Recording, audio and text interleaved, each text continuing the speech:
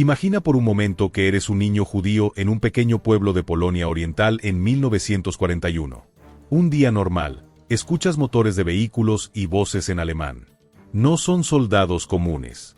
Visten uniformes negros con símbolos de calaveras. Hablan con calma, como profesores universitarios. En cuestión de horas, todo tu pueblo está formado en fila. Tu familia, tus vecinos, los ancianos, incluso los bebés. Todos son conducidos hacia un bosque cercano. Hay una fosa recién excavada. Entonces comienzan los disparos. Esta no es una escena de una película de terror. Es historia real.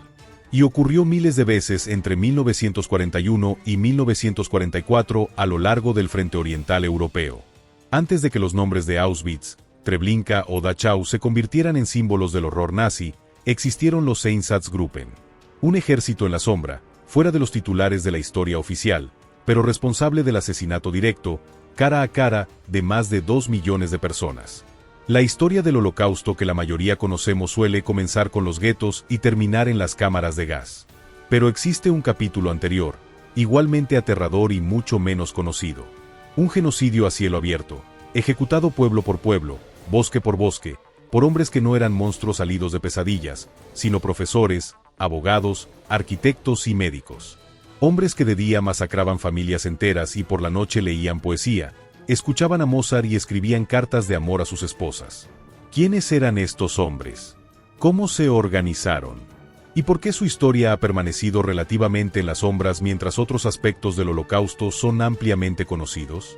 Para entender a los Einsatzgruppen, debemos retroceder a los años previos a la Segunda Guerra Mundial, cuando el antisemitismo nazi se estaba transformando de una ideología en un plan de acción sistemático. A medida que Hitler consolidaba su poder en Alemania durante la década de 1930, creó diversas organizaciones dentro del aparato nazi para garantizar la pureza racial y eliminar a los enemigos del Reich. Entre estas organizaciones estaban las SS, Schutzstaffel, de Heinrich Himmler, inicialmente una pequeña guardia personal de Hitler que creció hasta convertirse en un estado dentro del estado. Reinhard Heydrich, uno de los lugartenientes más brillantes y despiadados de Himmler, dirigía la SD, Sicherheitsdienst, el servicio de inteligencia de las SS. Heydrich, apodado la Bestia Rubia y el Carnicero de Praga, era un hombre de extraordinaria inteligencia y crueldad calculada. Violinista talentoso, estratega brillante y asesino frío, Heydrich sería el principal arquitecto de los Einsatzgruppen. El historiador Robert Geruart, en su biografía de Heydrich, lo describe como el planificador más meticuloso y despiadado del genocidio nazi. Y fue precisamente esta combinación de meticulosidad burocrática y visión genocida lo que daría forma a los escuadrones de la muerte. Los Einsatzgruppen, literalmente grupos de despliegue o grupos de tarea, nacieron oficialmente en 1939, durante la invasión de Polonia. Inicialmente, consistían en 4 unidades A, B, C y D compuestas por miembros de las SS, la Gestapo, la SD y la Policía Criminal Alemana. Su misión declarada era asegurar la retaguardia identificando y eliminando elementos hostiles al Reich, especialmente la inteligencia polaca. Sin embargo, fue con la preparación de la Operación Barbarroja, la invasión de la Unión Soviética en junio de 1941, cuando los Einsatzgruppen adquirieron su forma más letal y su misión más específica. En marzo de 1941, altos oficiales de las SS, la Wehrmacht, Fuerzas Armadas Regulares, y el Ministerio de Asuntos Exteriores se reunieron en Berlín para planificar los aspectos políticos y raciales de la invasión. Heydrich presentó un plan para la solución final de la cuestión judía en los territorios soviéticos que serían conquistados. Pero aquí es donde debemos detenernos y observar algo crucial. Los Einsatzgruppen no estaban formados por los marginados de la sociedad alemana ni por criminales comunes. Sus líderes eran, en su mayoría, hombres con educación universitaria avanzada. Otto Ollendorf, comandante del Einsatzgruppe D, tenía un doctorado en jurisprudencia. Otto Rasch, del Einsatzgruppe C, poseía 2 doctorados, uno en Derecho y otro en Ciencias Políticas. Franz Walter Stahlecker, líder del Einsatzgruppe A, era un abogado con formación en Economía Política. Paul Blobel, comandante de un Sonderkommando, unidad especial, del Einsatzgruppe C, era un arquitecto respetado. Estos hombres no eran matones callejeros ni psicópatas identificables a simple vista. Eran profesionales educados, muchos de clase media alta, que habían estudiado a Goethe, escuchaban a Beethoven y podían discutir filosofía mientras firmaban órdenes de exterminio. El sociólogo Michael Mann estudió los perfiles biográficos de 1581 miembros de los Einsatzgruppen y encontró que el 23% tenía títulos de doctorado, principalmente en Derecho. Aproximadamente el 50% había completado estudios universitarios. Casi el 70% podría clasificarse como de clase media, con profesiones respetables antes de unirse a los escuadrones. ¿Cómo explicar entonces que estos hombres cultivados se convirtieran en asesinos en masa? El historiador Christopher Browning, en su obra Aquellos hombres grises, propone que la combinación de obediencia a la autoridad, presión de grupo y el adoctrinamiento ideológico gradual transformó a hombres comunes en ejecutores. La deshumanización de las víctimas, presentadas como subhumanos o amenazas biológicas, facilitó que cruzaran umbrales morales que en circunstancias normales parecerían impensables. Con la invasión de la Unión Soviética el 22 de junio de 1941, los Einsatzgruppen entraron en acción a plena escala. 4 grupos principales seguían de cerca a la Wehrmacht. El Einsatzgruppe A, comandado por Stahlecker, avanzó por los estados bálticos, Estonia, Letonia y Lituania, hacia Leningrado. El Einsatzgruppe B, bajo Artur Neve, operó en Bielorrusia hacia Moscú. El Einsatzgruppe C, dirigido por Rasch, se movió por el norte de Ucrania. El Einsatzgruppe D, bajo Lendorf, cubrió el sur de Ucrania, Crimea y el Cáucaso. En total, estos 4 grupos contaban con aproximadamente 3.000 hombres. Un número sorprendentemente pequeño considerando la magnitud de sus crímenes. Pero los Einsatzgruppen rápidamente reclutaron auxiliares locales, colaboradores ucranianos, lituanos, letones y otros que multiplicaron su fuerza asesina. Las órdenes que recibieron eran claras, aunque inicialmente se mantuvieron verbales para evitar documentación incriminatoria. Debían eliminar a todos los judíos, hombres, mujeres y niños, funcionarios comunistas, gitanos y cualquier otro grupo considerado racialmente inferior o políticamente peligroso. Una de las primeras grandes masacres ocurrió en Kaunas, Lituania, apenas días después de la invasión. Franz Walter Stahlecker, jefe del Einsatzgruppe A, describió en un informe cómo organizó un linchamiento que pareciera espontáneo, utilizando nacionalistas lituanos. En el garaje Lietukis, el 27 de junio de 1941, más de 50 judíos fueron asesinados brutalmente con barras de hierro ante una multitud que aplaudía. Un hombre tocó el himno nacional lituano en un acordeón mientras los asesinatos continuaban. Un testigo alemán, el Dr. Wilhelm Gunsilius, describió la escena. Vi hombres aún con vida arrojados a la fosa y niños arrojados vivos a la fosa y aplastados por los cuerpos arrojados sobre ellos. Esta masacre, aunque horrorosa, fue solo el preludio de lo que vendría. A medida que avanzaban hacia el este, los Einsatzgruppen desarrollaron métodos cada vez más eficientes para el asesinato en masa. El procedimiento se volvió rutinario, casi industrial en su eficiencia. Al llegar a un pueblo, los oficiales de los Einsatzgruppen contactaban a las autoridades locales y ordenaban registrar a toda la población judía. Con frecuencia usaban el pretexto de reubicación o trabajo. Las víctimas eran concentradas en la plaza del pueblo o un lugar similar. Una vez reunidas, las víctimas eran conducidas, generalmente a pie, hacia bosques o áreas remotas donde ya se habían cavado grandes zanjas, a menudo por las propias víctimas o por prisioneros de guerra soviéticos que luego también serían ejecutados. En el sitio de ejecución, se ordenaba a las víctimas entregar objetos de valor y desvestirse. Sus pertenencias eran meticulosamente catalogadas y enviadas a Alemania. Luego, grupo por grupo, eran conducidas al borde de las fosas y fusiladas a quemarropa, generalmente con un disparo en la nuca. Los cuerpos caían directamente en las zanjas, y las siguientes víctimas debían pararse sobre los cadáveres de quienes acababan de ser asesinados. Este método, conocido como Sardinenpackung, empaquetado de sardinas, maximizaba el espacio en las fosas. Cuando la zanja estaba llena, a veces con personas aún agonizantes, se cubría con tierra. En muchos casos, la tierra seguía moviéndose durante días por los moribundos enterrados. Entre las masacres más notorias está la de Babi Yar, un barranco cerca de Kiev, Ucrania. El 29 y 30 de septiembre de 1941, el Sonderkommando Cuarta del Einsatzgruppe C, dirigido por Paul Blobel, con ayuda de la policía auxiliar ucraniana, asesinó a 33.771 judíos en 2 días. Las víctimas fueron llevadas en grupos de 100 personas hasta el borde del barranco. Dina Pronicheva, una de las pocas sobrevivientes, describió la escena en su testimonio posterior. Nos ordenaron desvestirnos. Mi madre estaba tan exhausta que se sentó en el suelo. Un alemán se acercó y le gritó que se levantara, pero ella no podía. Él la pateó y la golpeó con su rifle. Ella se levantó, y él la empujó hacia el barranco donde sonaban continuamente los disparos. Nos ordenaron pararnos al borde del barranco. Me paré allí esperando mi turno. De repente sentí un empujón en mi espalda y caí. Fingí estar muerta. Todo estaba en silencio encima. Entonces, escuché voces alemanas y disparos. Estaban disparando a quienes aún mostraban signos de vida. Pronicheva permaneció inmóvil entre los cadáveres hasta la noche, cuando logró escalar fuera del barranco y escapar. Su testimonio es uno de los pocos relatos de primera mano de una masacre de los Einsatzgruppen desde la perspectiva de una víctima sobreviviente. La masacre de Babi Yar no fue un incidente aislado.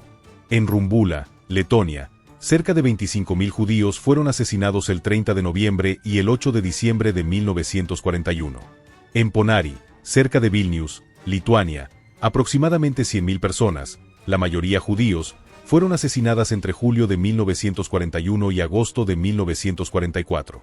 Una de las características más perturbadoras de estas masacres era su meticulosa documentación. Los Einsatzgruppen mantenían registros detallados de sus logros.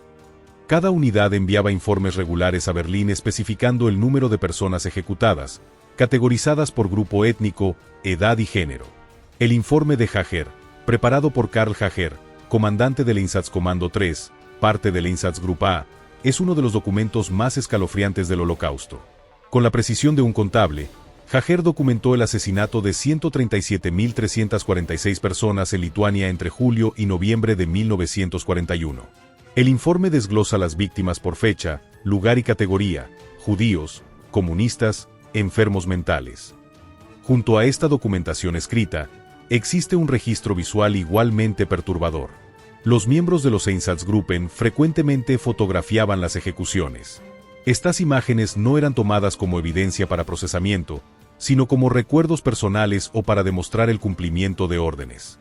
Muchas de estas fotografías fueron descubiertas después de la guerra en álbumes privados de los perpetradores. El álbum de Lemberg, por ejemplo, documenta las atrocidades cometidas contra los judíos de Lviv, Ucrania, en 1941. Estas imágenes muestran no solo las ejecuciones, sino también la humillación pública de las víctimas. Lo que resulta particularmente inquietante de estas fotografías es la actitud de los perpetradores.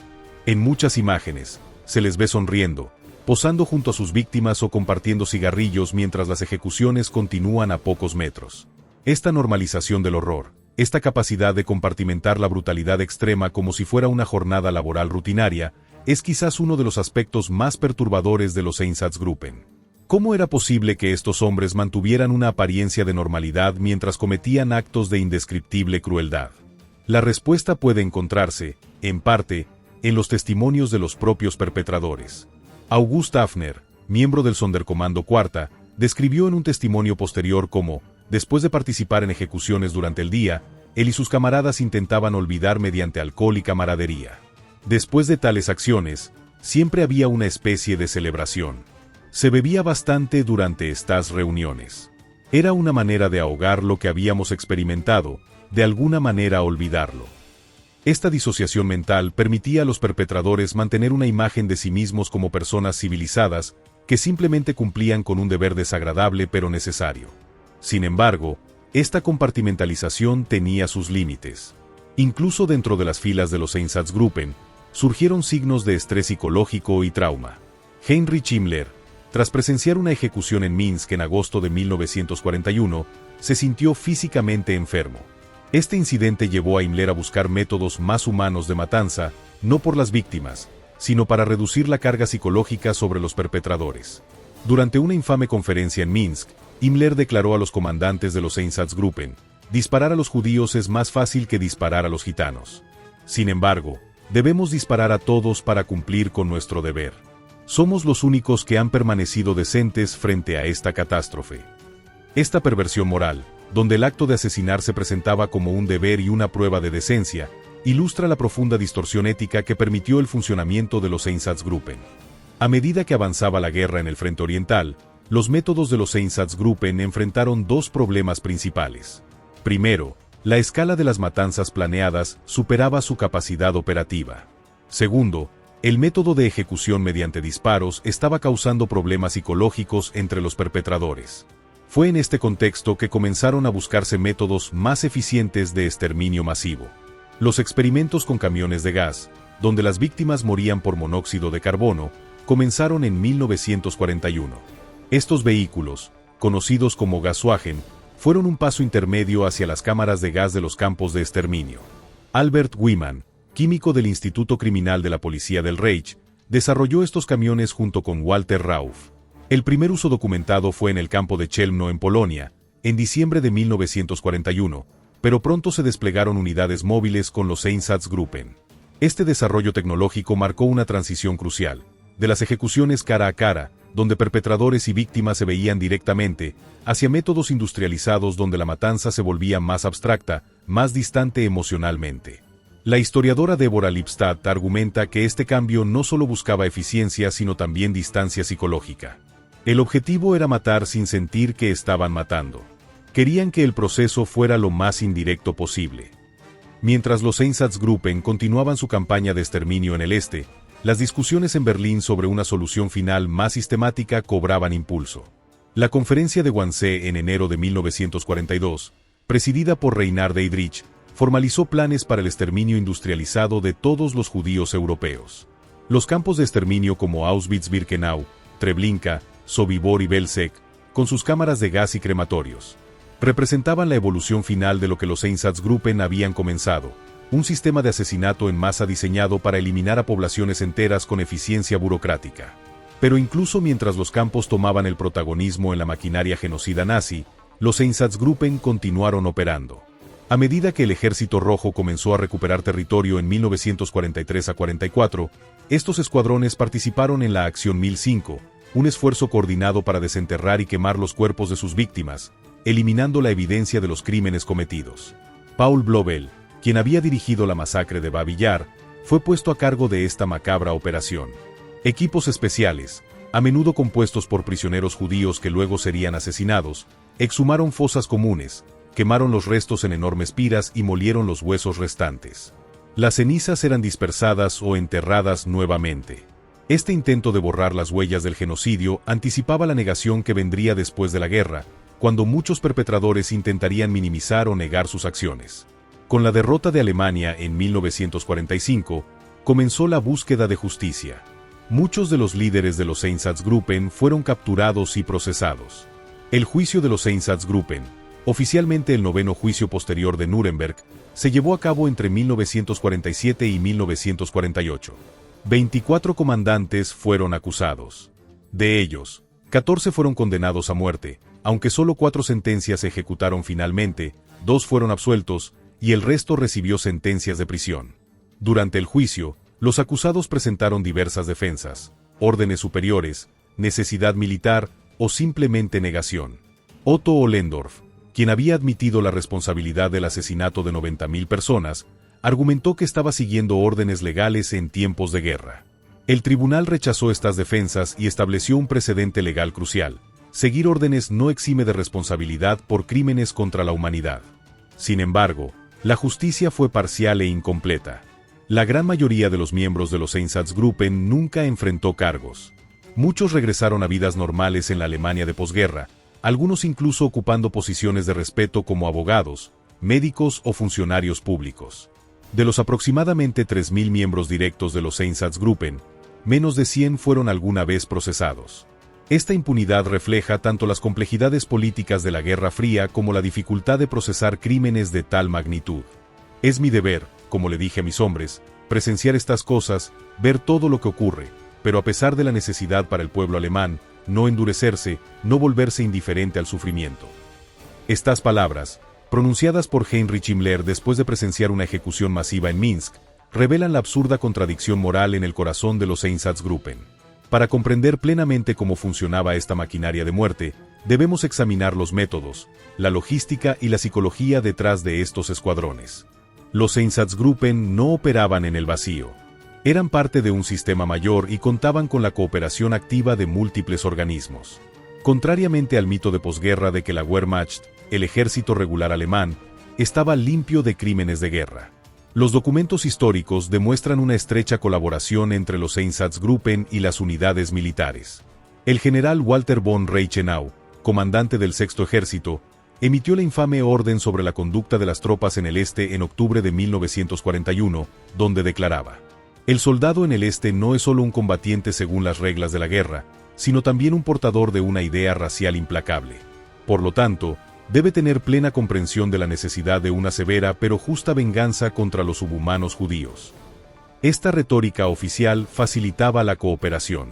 La Wehrmacht proporcionaba transporte, comunicaciones, suministros e incluso personal adicional para las operaciones de los Einsatzgruppen.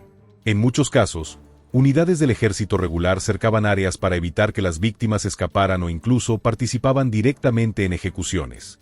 El historiador militar Omer Bartov ha documentado cómo esta colaboración formaba parte de una guerra de aniquilación en el frente oriental, donde las distinciones entre combatientes y no combatientes se difuminaban deliberadamente. Un elemento crucial para el funcionamiento de los Einsatzgruppen fue el reclutamiento de colaboradores locales. En cada territorio ocupado, los alemanes identificaban y reclutaban a individuos dispuestos a participar en el exterminio de sus conciudadanos, generalmente motivados por antisemitismo, oportunismo o ambos. En Lituania, el batallón Ypatingasis participó activamente en la masacre de judíos lituanos.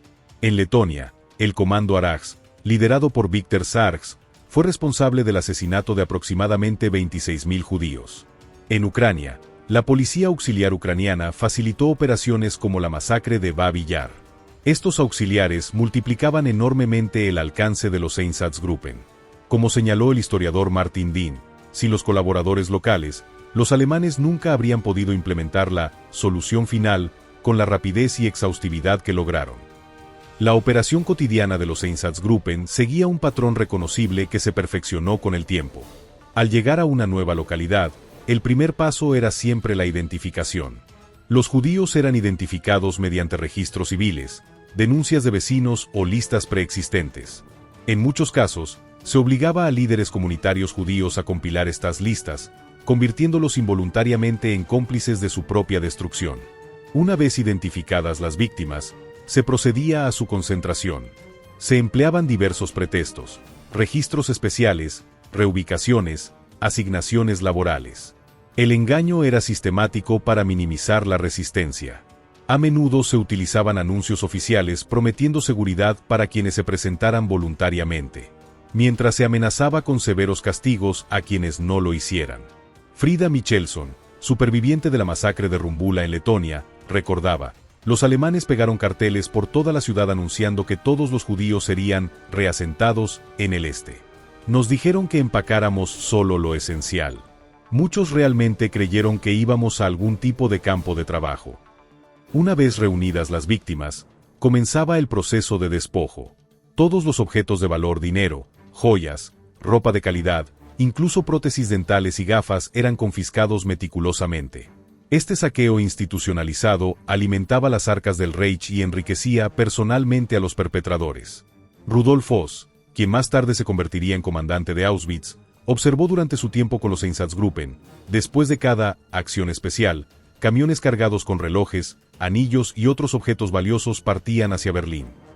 Los registros financieros recuperados después de la guerra confirman que estos bienes robados se contabilizaban oficialmente como recursos del este y se integraban en la economía de guerra alemana. El transporte hacia los sitios de ejecución constituía otro elemento logístico crítico. En algunos casos, como en Babi Yar, las víctimas eran marchadas a pie. En otros, se utilizaban camiones o incluso trenes. Las condiciones eran deliberadamente degradantes, sin agua, sin sanitarios, con hacinamiento extremo. Muchos morían durante estos traslados. Samuel Sterovitz, superviviente de una marcha de la muerte en Ucrania, testificó: "Nos llevaron como ganado. Los ancianos que caían eran ejecutados en el acto. Los niños que lloraban demasiado eran golpeados hasta morir. Caminamos durante horas viendo cuerpos a los lados del camino". La elección de los sitios de ejecución no era arbitraria. Se preferían zonas boscosas o barrancos naturales que ofrecieran aislamiento visual y auditivo para mantener el secreto, terreno blando para facilitar la excavación de fosas, accesibilidad para transportar a las víctimas y perpetradores, características naturales que facilitaran la contención, barrancos, canteras abandonadas.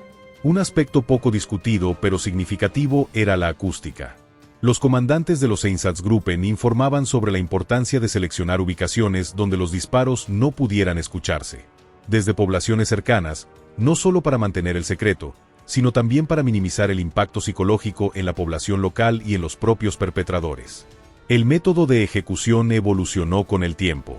Inicialmente, las víctimas eran alineadas al borde de fosas y fusiladas. Este método resultaba ineficiente y psicológicamente difícil para los ejecutores, que veían directamente a sus víctimas. Se desarrolló entonces el método Heckeln, nombrado por Friedrich Heckeln, comandante superior de las SS y la policía en el Frente Norte. Las víctimas eran obligadas a tumbarse boca abajo en el fondo de la fosa. Los ejecutores caminaban sobre ellas y disparaban a la nuca. La siguiente capa de víctimas debía tumbarse sobre los cadáveres, y así sucesivamente, creando capas como sardinas en lata. Jürgen Stroop, oficial de las SS que más tarde dirigiría la liquidación del gueto de Varsovia, describió el proceso durante su juicio. Era como una línea de montaje. Eficiencia alemana aplicada a la matanza. Uno de los aspectos más inquietantes de estas ejecuciones era la variedad de víctimas. Mujeres embarazadas, ancianos, niños, incluso bebés, nadie estaba exento. Los testimonios de perpetradores revelan métodos específicos para distintos grupos. Para ahorrar balas, los bebés eran a menudo golpeados contra árboles o paredes. Los niños pequeños eran sostenidos por el cabello y disparados para que la bala atravesara a varios simultáneamente.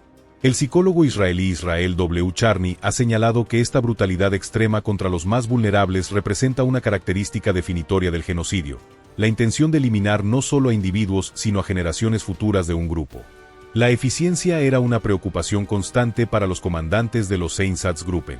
Se cronometraban las ejecuciones, se calculaban ratios de balas por víctima, se experimentaba con formaciones para maximizar el número de personas que un solo ejecutor podía matar por hora. Esta mentalidad industriosa quedó registrada en informes oficiales.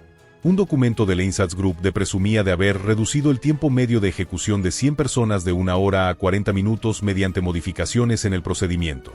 Esta búsqueda de eficiencia revelaba una contradicción fundamental. Mientras los nazis deshumanizaban a sus víctimas, aplicaban meticulosos criterios humanos de productividad y gestión a su exterminio. Era genocidio con mentalidad empresarial.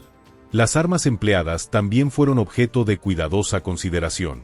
La mayoría de las ejecuciones se realizaban con pistolas semiautomáticas, principalmente la Walter PP y la Luye P08, o con subfusiles como el MP40.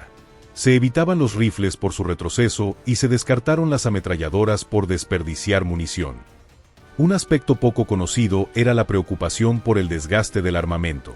Informes internos advertían sobre el deterioro acelerado de las armas debido al uso intensivo. Se establecieron talleres móviles de reparación que acompañaban a los Einsatzgruppen, y se implementaron rotaciones de armas para distribuir el desgaste. Estas consideraciones técnicas y logísticas revelan la naturaleza sistemática y planificada del genocidio, desmintiendo cualquier noción de que estos crímenes fueron actos espontáneos o excesos no autorizados. Pero ¿cómo era posible que seres humanos participaran sistemáticamente en estas atrocidades? La respuesta está en una combinación de factores psicológicos, sociales e institucionales que transformaron a personas ordinarias en asesinos masivos. El alcohol jugaba un papel crucial. Muchos testimonios de supervivientes mencionan el olor a alcohol en el aliento de los ejecutores.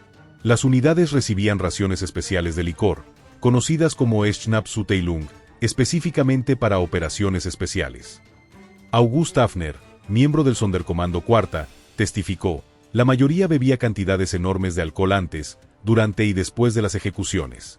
Era imposible soportarlo sobrio. Este uso sistemático del alcohol facilitaba la desinhibición moral necesaria para cometer actos extremos de violencia.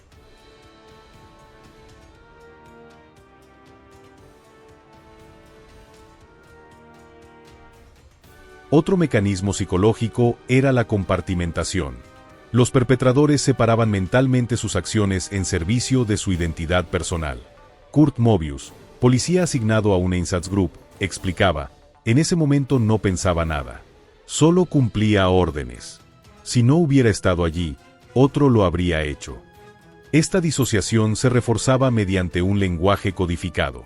Las ejecuciones eran tratamientos especiales, las víctimas piezas, los sitios de ejecución instalaciones de procesamiento.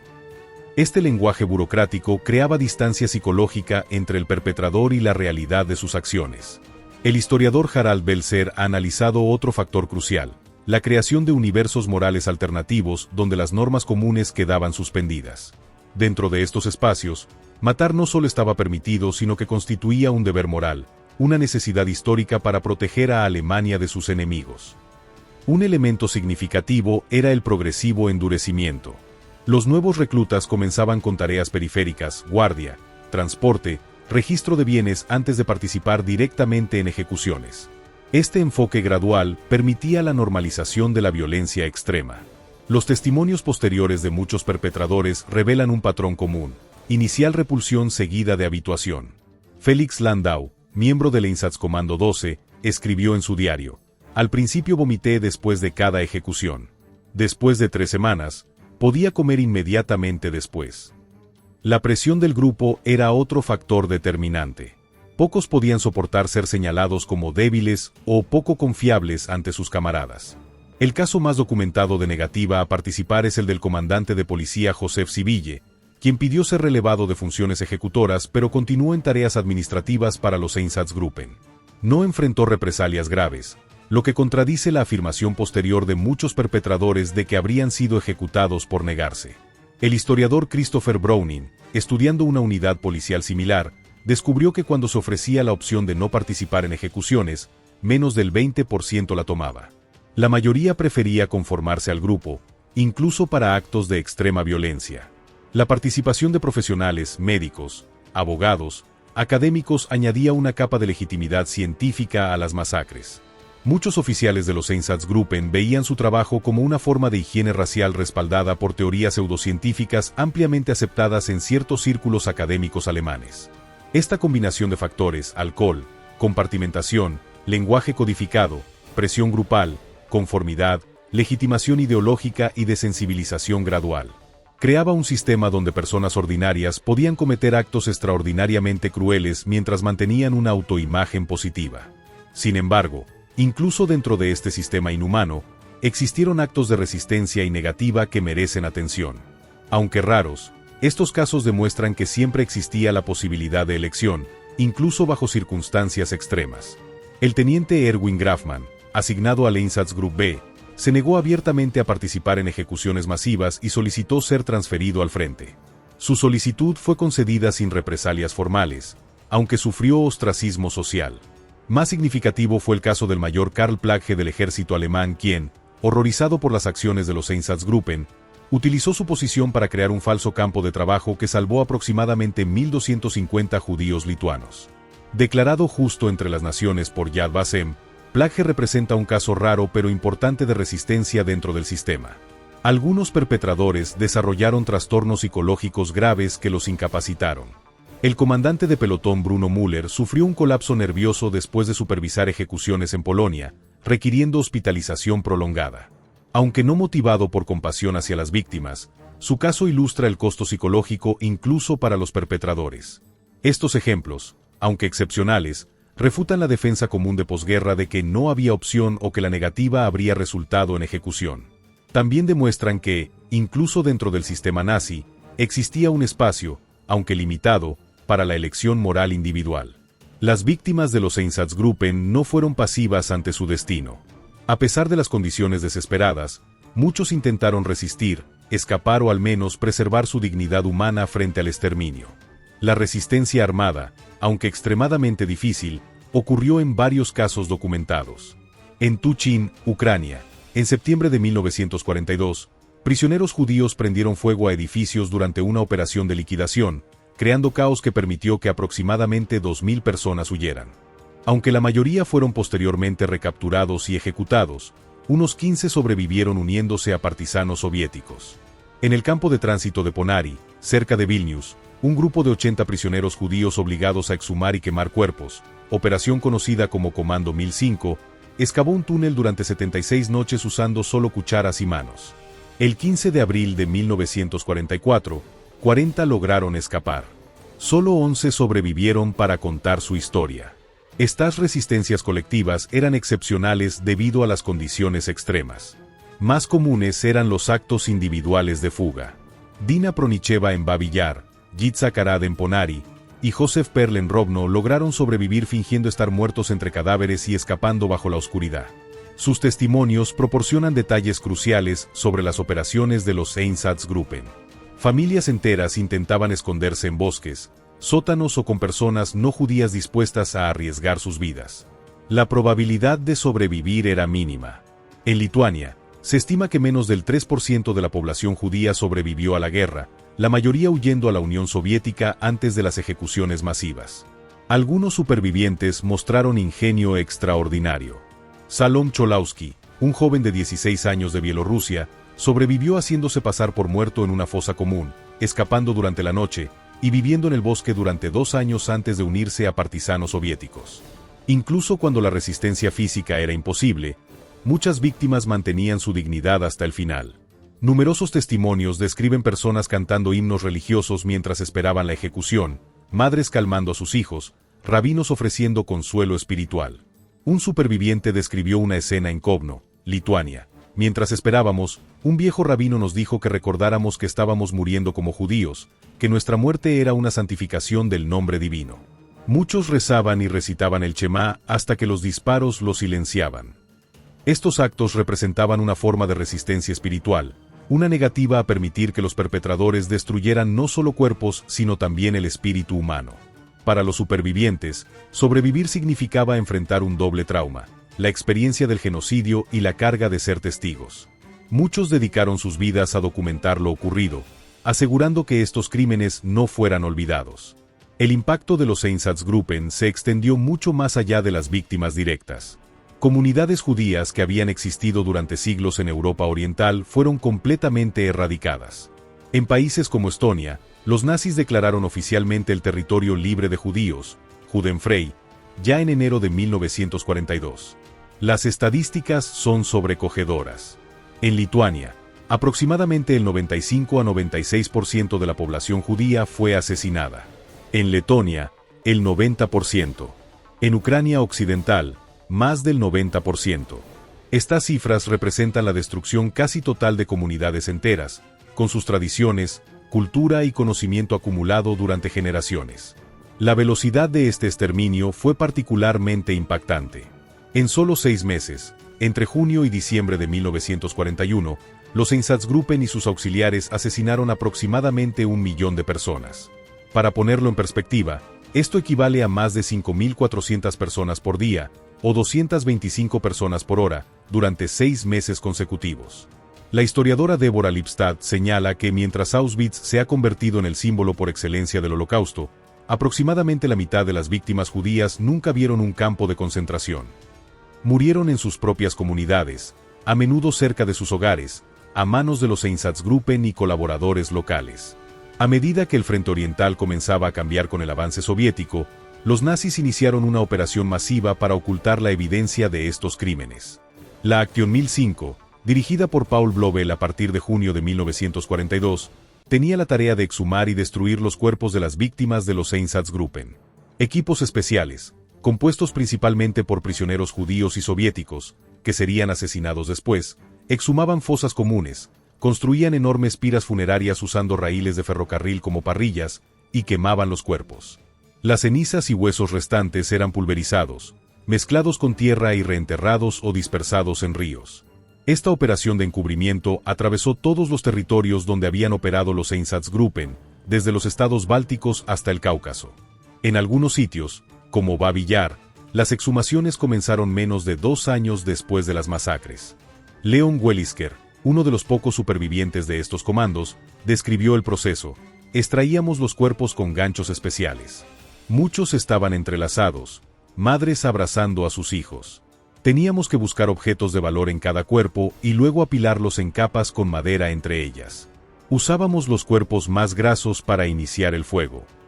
Esta operación de encubrimiento anticipaba la negación del Holocausto. Ya en 1943, los líderes nazis preveían la derrota y buscaban eliminar evidencia de sus crímenes más atroces, conscientes de sus implicaciones legales y morales. Sin embargo, la escala de las masacres hacía imposible el encubrimiento completo. Además, la meticulosa documentación nazi, informes, fotografías, comunicaciones, proporcionaría posteriormente abundante evidencia para los procesos legales de posguerra.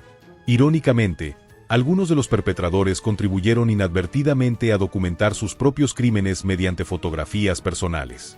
Muchos miembros de los Einsatzgruppen tomaban fotos como recuerdos, que luego serían descubiertas por investigadores aliados.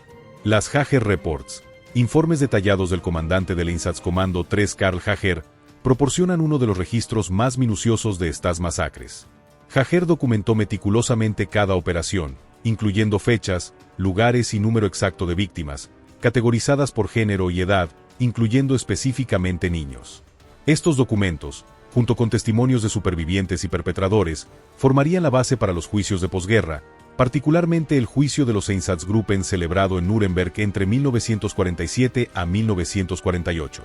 La transición de los asesinatos por fusilamiento de los Einsatzgruppen hacia los campos de exterminio industrializados marcó un cambio significativo en la metodología del genocidio nazi.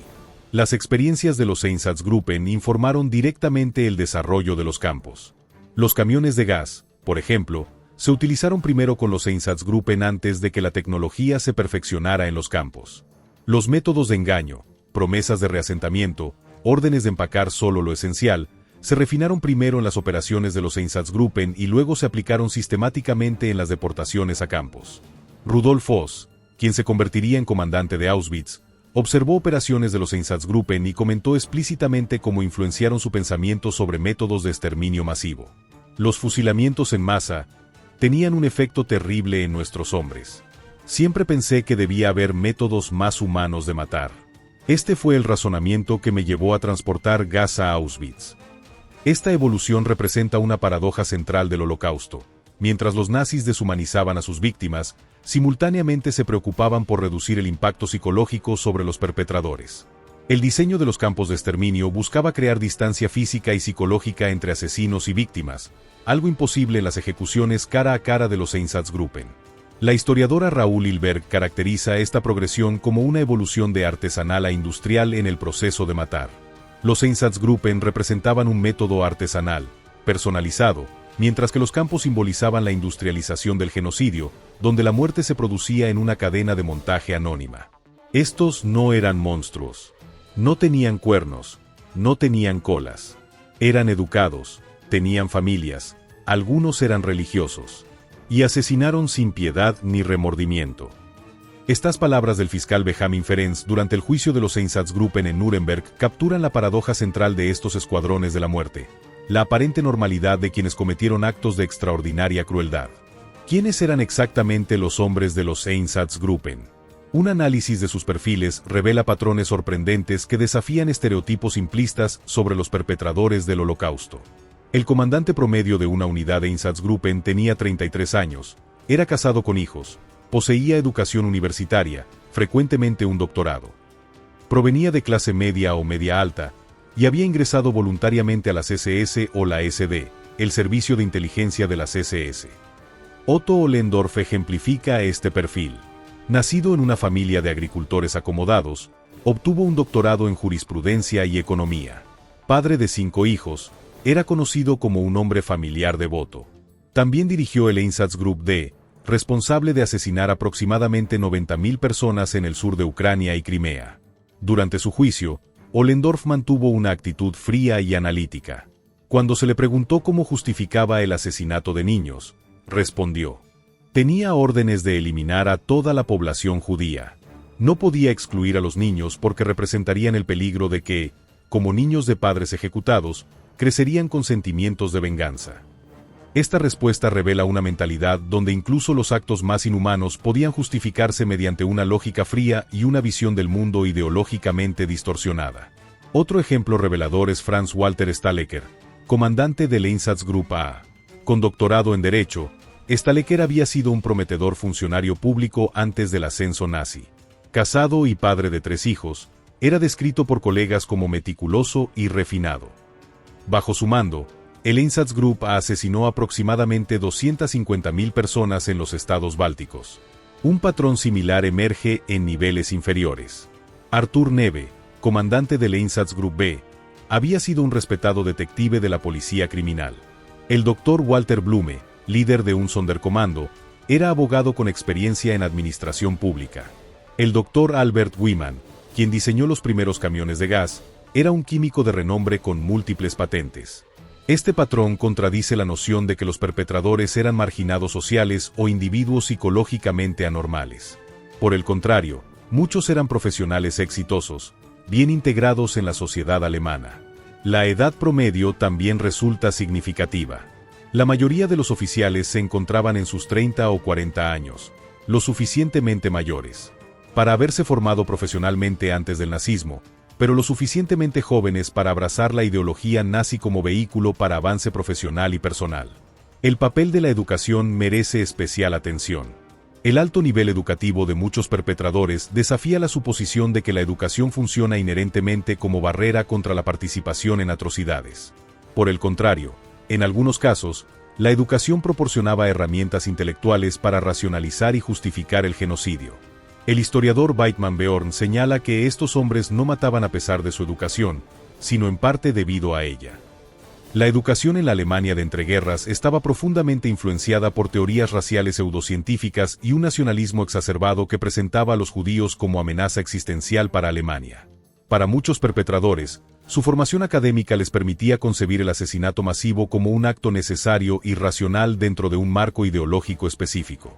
La educación, en lugar de fomentar empatía y pensamiento crítico, se había convertido en vehículo para justificar lo injustificable.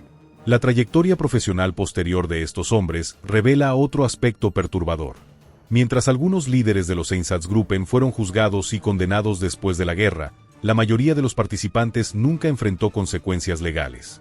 Muchos retomaron carreras exitosas en la Alemania de posguerra. Uno de los casos más notorios es el de Hans-Joachim Böhme, comandante de un Einsatzkommando responsable de asesinatos masivos en Lituania. Después de la guerra, Böhme cambió su identidad y se convirtió en funcionario de alto rango en el Ministerio de Refugiados de Schleswig-Holstein. No fue identificado hasta 1958, y su juicio no comenzó hasta 1969. Kurt Liska, quien coordinó deportaciones con los Einsatzgruppen, ocupó una posición ejecutiva en una empresa textil y vivió abiertamente en Colonia hasta que activistas lo identificaron en 1971. Su caso inspiró la película El expediente Odessa sobre exnazis protegidos en la sociedad alemana de posguerra. Esta reintegración refleja tanto las complejidades políticas de la Guerra Fría como las limitaciones prácticas del sistema legal para procesar crímenes a tal escala. También evidencia la capacidad de estos perpetradores para compartimentar su pasado criminal y adaptarse a nuevas circunstancias sociales. Los pocos perpetradores que enfrentaron juicios significativos ofrecen valiosa información sobre sus motivaciones y autojustificaciones. Las defensas presentadas en Nuremberg y juicios posteriores revelan patrones recurrentes que iluminan la psicología de estos asesinos. La defensa más común era obediencia a órdenes superiores, Befehlsnotstand. Los acusados argumentaban que simplemente seguían órdenes y habrían enfrentado severas consecuencias, posiblemente ejecución, por negarse. Esta defensa fue sistemáticamente refutada. Las investigaciones posteriores demostraron que ningún miembro de las SS o policía fue ejecutado por negarse a participar en ejecuciones masivas. Algunos enfrentaron presión social o estancamiento profesional, pero incluso estos casos fueron excepcionales. Herbert Hager, jurista alemán que estudió 103 casos documentados de negativas a participar en ejecuciones, no encontró un solo caso de ejecución como castigo. La evidencia sugiere que existían alternativas reales para quienes no deseaban participar directamente en las matanzas. Otra justificación común era la necesidad histórica. Perpetradores como Otto Ollendorf argumentaban que el exterminio de judíos y bolcheviques era una medida preventiva necesaria para la supervivencia alemana. Esta defensa revelaba la profunda internalización de la ideología nazi, donde el genocidio se concebía como autodefensa contra un enemigo mitológico omnipresente. Una tercera línea defensiva era la compartimentación de responsabilidad. Muchos acusados argumentaban que solo realizaban tareas específicas dentro de un sistema mayor, sin control sobre el resultado final. Esta banalidad del mal, término acuñado por Hannah Arendt, permitía a perpetradores verse como simples engranajes en una maquinaria, evadiendo responsabilidad moral por sus acciones. El impacto psicológico sobre los perpetradores mismos constituye un aspecto poco explorado pero revelador. Aunque minoritarios, Existen testimonios de miembros de los Einsatzgruppen que experimentaron graves trastornos psicológicos como resultado de su participación. Felix Landau, miembro de un Einsatzkommando en Ucrania, escribió en su diario personal: «He notado que la matanza continua de seres humanos tiene el mismo efecto que el alcohol. Después de un tiempo, pierdes la noción de lo que estás haciendo». El alcohol, de hecho, jugaba un papel central en las operaciones de los Einsatzgruppen. Los testimonios indican consumo generalizado antes, durante y después de las ejecuciones. August Hafner describió cómo 2/3 de los hombres tenían que emborracharse para soportarlo. Este patrón sugiere que, a nivel individual, muchos perpetradores necesitaban mecanismos para adormecer su conciencia, evidenciando la persistencia de inhibiciones morales subyacentes. Los casos documentados de suicidios entre miembros de los Einsatzgruppen son relativamente raros pero significativos. El teniente coronel Albert Arl, después de presenciar ejecuciones masivas en Minsk, sufrió un colapso nervioso y posteriormente intentó suicidarse. Sobrevivió, pero quedó incapacitado para servicio adicional. Estos casos sugieren que, para algunos perpetradores, la participación en atrocidades masivas producía un trauma moral que no todos podían manejar, incluso dentro del sistema de apoyo ideológico y social del nazismo. La relación entre los Einsatzgruppen y la población local en territorios ocupados variaba significativamente. En algunos lugares, particularmente regiones con fuerte antisemitismo histórico, encontraron colaboración activa. En partes de Lituania, Letonia y Ucrania, milicias locales participaron entusiastamente en masacres. En Kaunas, Lituania, civiles lituanos asesinaron a cientos de judíos con barras de hierro y palas antes de que los alemanes establecieran operaciones formales de exterminio. Los Einsatzgruppen explotaban deliberadamente tensiones étnicas preexistentes. Un informe del Einsatzgruppe señalaba: el resentimiento contra judíos es extraordinariamente alto entre ucranianos.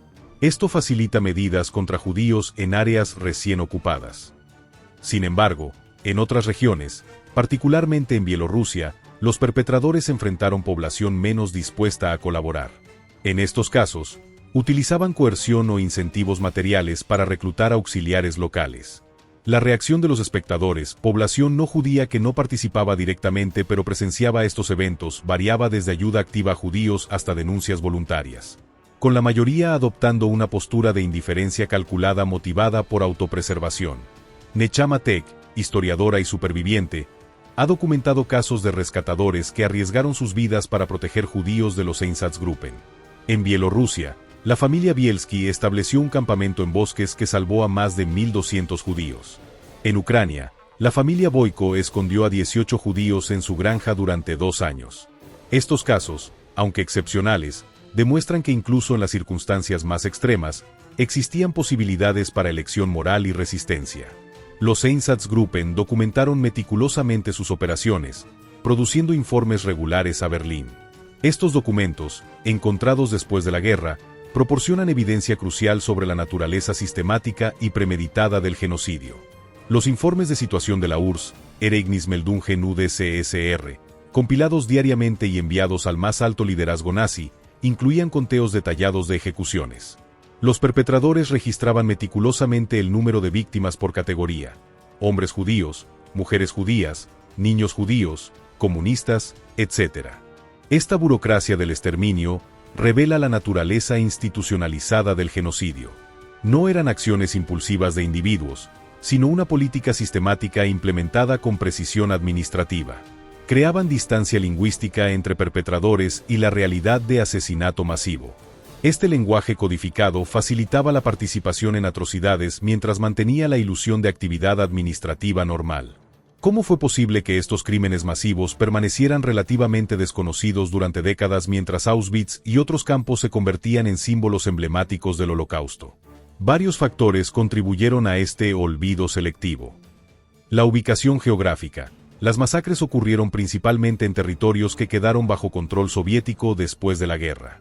El acceso a sitios e información estuvo severamente restringido durante la Guerra Fría. Ausencia de infraestructura física. A diferencia de los campos con edificios permanentes, las masacres de los Einsatzgruppen ocurrieron en bosques, barrancos y campos, lugares que no dejaron estructuras físicas que pudieran convertirse en memoriales o museos.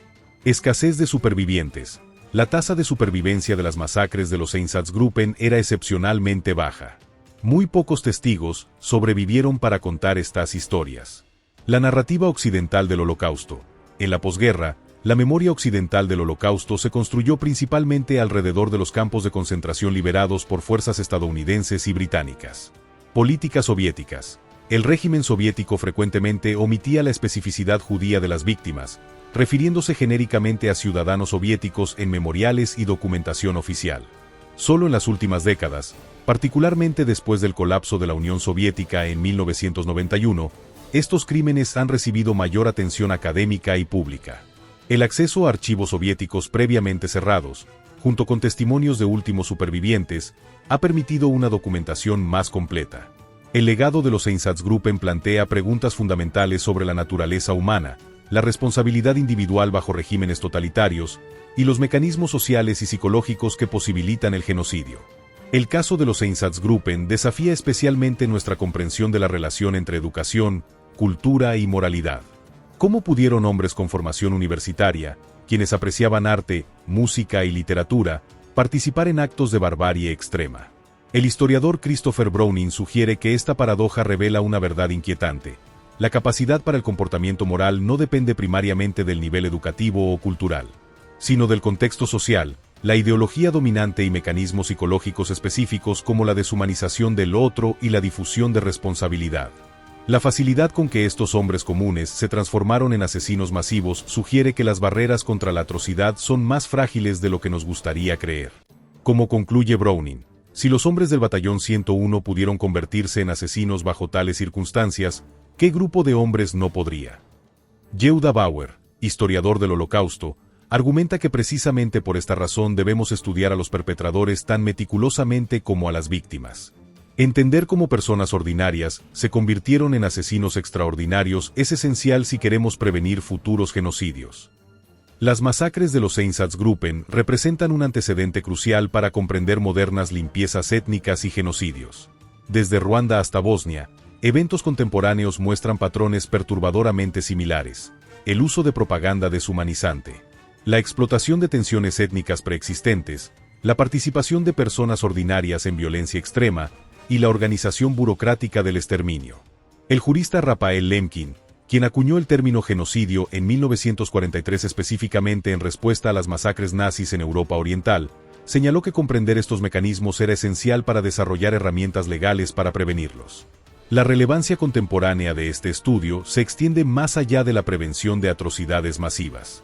También ilumina mecanismos cotidianos de prejuicio, deshumanización y exclusión que, aunque menos extremos, comparten raíces psicológicas con comportamientos genocidas.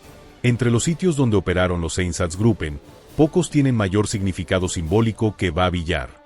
Este barranco cerca de Kiev, donde más de 33.000 judíos fueron asesinados en septiembre de 1941, se ha convertido en emblema de las masacres a cielo abierto del Holocausto Oriental.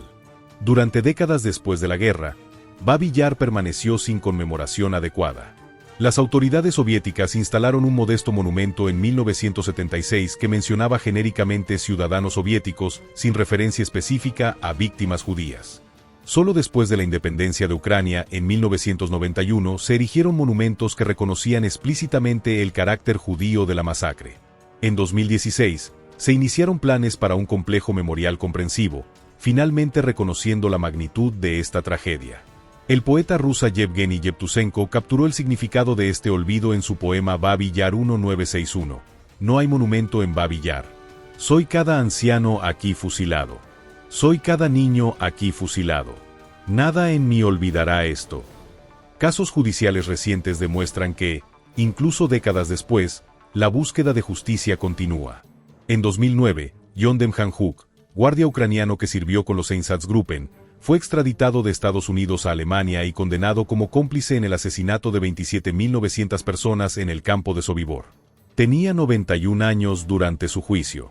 En 2011, un tribunal de Letonia condenó a Mikhail Fartuk, de 84 años, por participar en deportaciones masivas como auxiliar local de los Einsatzgruppen. En 2022, el antiguo guardia de Sachsenhausen Josef Schutz, de 101 años, fue condenado a 5 años de prisión. Estos casos tardíos generan debate sobre el propósito de procesar a perpetradores ancianos. ¿Representa justicia significativa o gestos simbólicos? Efraim Surov, director del centro Simon Wiesenthal, argumenta: el paso del tiempo no disminuye la culpa. Cada juicio envía un mensaje de que si participas en un genocidio, serás perseguido hasta tu último día. Para los pocos supervivientes restantes, estos juicios representan un reconocimiento largamente negado de su sufrimiento. Como expresó Erna de Vries, superviviente que testificó contra un guardia anciano en 2015, no busco venganza. Busco reconocimiento de lo que ocurrió. Los sitios de masacres de los Einsatzgruppen presentan desafíos únicos para la memoria y conmemoración. A diferencia de los campos con infraestructura permanente, muchos sitios de ejecuciones masivas permanecen como lugares anónimos en bosques o campos. En las últimas décadas, organizaciones como Yad Unum, fundada por el sacerdote católico Patrick Desbois, han trabajado meticulosamente para identificar fosas comunes no marcadas a lo largo de Europa Oriental. Combinando testimonios de testigos locales, muchos ahora en sus últimos años de vida, con tecnología moderna como radar de penetración terrestre, estos investigadores han identificado más de 2.700 sitios de ejecuciones masivas previamente no documentados. Un aspecto particularmente perturbador de estos descubrimientos son las evidencias de saqueo contemporáneo. Muchas fosas han sido excavadas por cazadores de tesoros buscando objetos de valor, dientes de oro o artefactos históricos para vender en mercados negros.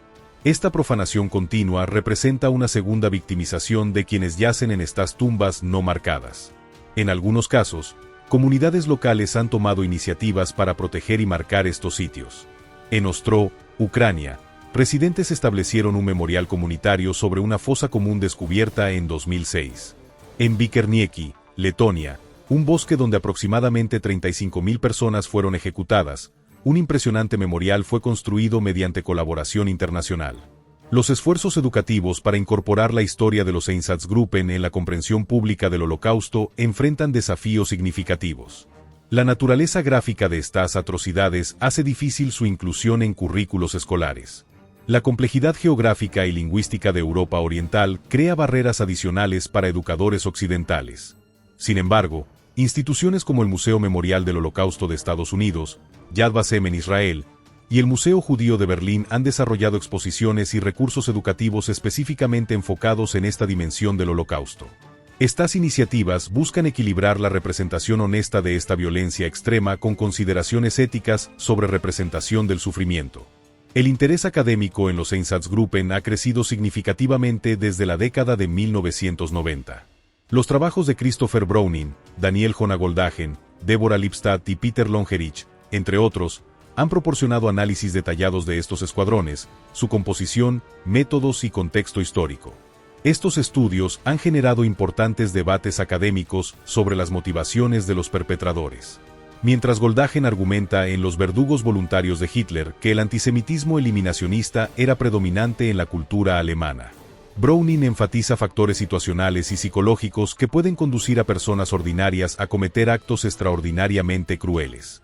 Mientras avanzamos en el siglo XXI, con sus propios desafíos de polarización, extremismo y deshumanización, la historia de los Einsatzgruppen permanece como advertencia y llamado a vigilancia continua. Como expresó Elie Wiesel, lo opuesto del amor no es odio, es indiferencia. Los doctores de la muerte de los Einsatzgruppen nos recuerdan que conocimiento sin compasión puede servir a propósitos destructivos. La educación que no cultiva empatía y respeto fundamental por dignidad humana puede convertirse en herramienta para racionalizar atrocidades en lugar de prevenirlas. El estudio de estos eventos oscuros no representa mera curiosidad histórica, sino un ejercicio esencial en autocomprensión humana. Al examinar cómo personas civilizadas pudieron participar en barbarie extrema, confrontamos posibilidades inquietantes dentro de nuestra naturaleza compartida y afirmamos nuestra responsabilidad de resistir sus manifestaciones más destructivas. Para las víctimas de los Einsatzgruppen, cuyas voces fueron silenciadas y cuyas vidas fueron arrebatadas, nuestro recuerdo constituye un acto de justicia tardía pero necesaria. Al nombrarlos, al contar sus historias, al reconocer su sufrimiento, desafiamos el olvido que sus asesinos esperaban imponer.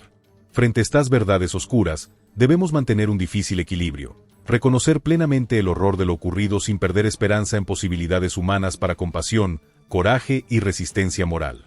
Como señaló Viktor Frankl, superviviente del Holocausto, si no está en tus manos cambiar una situación que te produce dolor, siempre podrás elegir la actitud con la que afrontes ese sufrimiento. La historia de los Einsatzgruppen permanece como testamento tanto de capacidades humanas para crueldad extrema como para supervivencia y testimonio frente a circunstancias inimaginables. Ambas realidades merecen nuestro reconocimiento si buscamos comprender plenamente lecciones de este capítulo oscuro en historia humana. En última instancia, recordar a los Einsatzgruppen significa confrontar no solo crímenes históricos, sino nuestra responsabilidad continua de construir sociedades donde tales atrocidades sean genuinamente imposibles.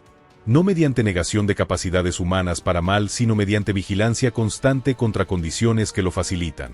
Como observó Primo Levi, ocurrió, por lo tanto puede volver a ocurrir. Esta sobreadvertencia nos recuerda que memoria histórica no es lujo académico, sino necesidad práctica para cualquier sociedad comprometida con prevenir recurrencia de violencia genocida. Solo al enfrentar honestamente este pasado, por doloroso que sea, podemos esperar construir un futuro donde nunca más sea realidad vivida y no mero eslogan. Este es nuestro deber con víctimas, supervivientes y generaciones futuras que heredarán mundo que nuestras elecciones ayudan a crear.